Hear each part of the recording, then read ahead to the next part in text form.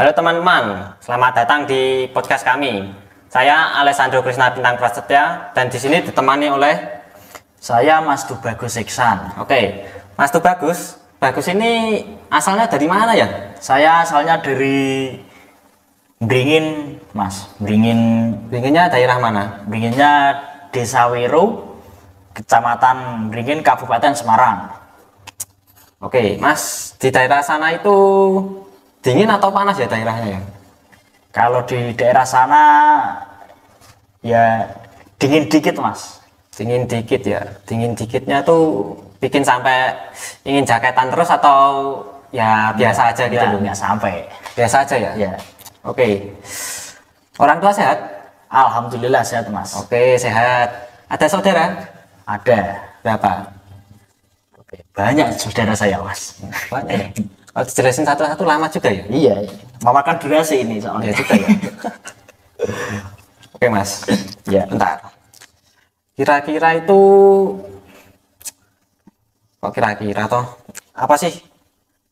Presiden tuh lewat ya? Lewat di Salatiga ya? Atau di mana sih?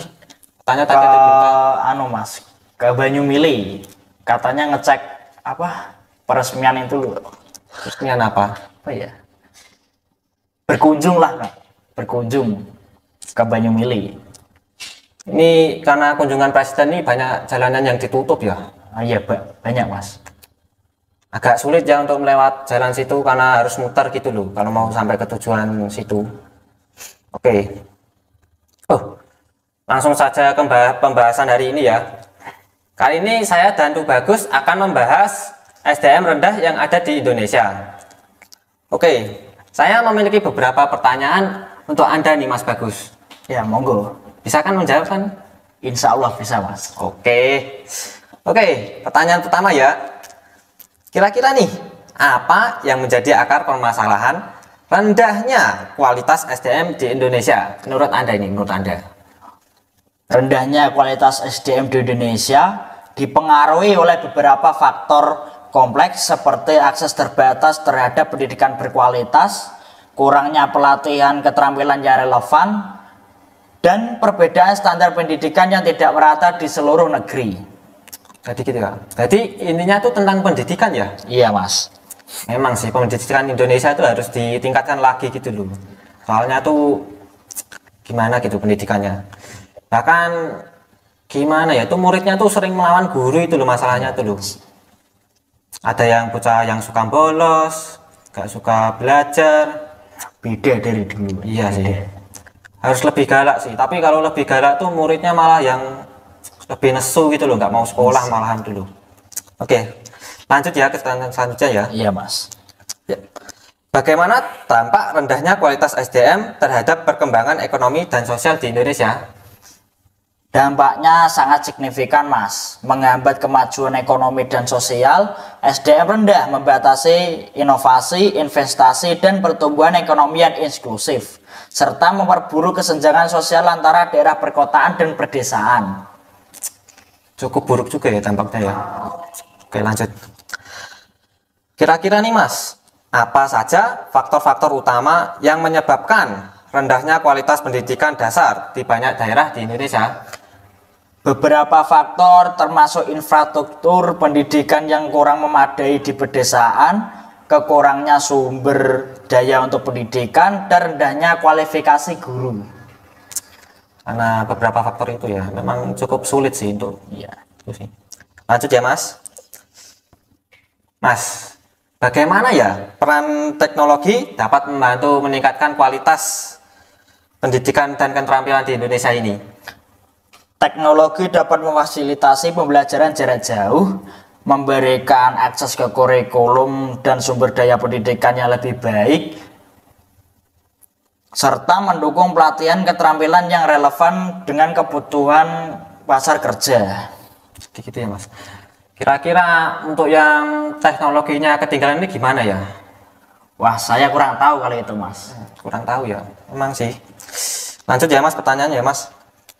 Mas Bagus ini punya solusi atau enggak sih yang dibutuhkan untuk mengatasi SDM rendah di Indonesia ini? Saya punya 5 solusi, Mas. Yang pertama, pendidikan dan pelatihan berkelanjutan untuk meningkatkan keterampilan. Yang kedua, kemitraan industri pendidikan untuk kurikulum yang relevan. Yang ketiga, pengembangan soft skill seperti kepemimpinan dan komunikasi. Yang keempat, budaya kerja yang mendukung pertumbuhan dan inovasi. Dan yang terakhir, penggunaan teknologi untuk pembelajaran yang lebih efisien. Jadi intinya tuh tentang plan pembelajaran tuh yang lebih efisien dan lebih ditingkatkan lagi ya. Iya Mas. Oke.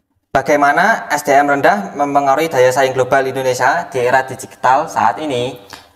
SDM rendah dapat menyebabkan Indonesia tertinggal dalam adopsi teknologi dan inovasi, membatasi kemampuan untuk bersaing di pasar global yang semakin terhubung dan kompetitif. Gitu ya. Oke. Lanjut ya Mas, pertanyaannya ya Mas. Mas, kira-kira nih Mas, apa dampak dari kesenjangan pendidikan terhadap kesempatan kerja di Indonesia ini? Kesenjangan pendidikan dapat mempersempit kesempatan untuk mendapat pekerjaan yang berkualitas, memperburuk ketimpang sosial ekonomi, dan menghambat mobilitas sosial. Jadi gitu ya Mas. Oke. Lanjut. Bagaimana pemerintah dan sektor swasta bisa bekerja sama untuk meningkatkan kualitas SDM rendah di Indonesia ini? Pemerintah dapat memberikan kebijakan yang mendukung pendidikan dan pelatihan yang inklusif. Sementara sektor swasta dapat berkontribusi melalui program pelatihan kerja dan kerjasama dengan lembaga pendidikan untuk menghasilkan lulusan yang siap kerja. Intinya tuh lebih meningkatkan pendidikan lagi ya, lagi.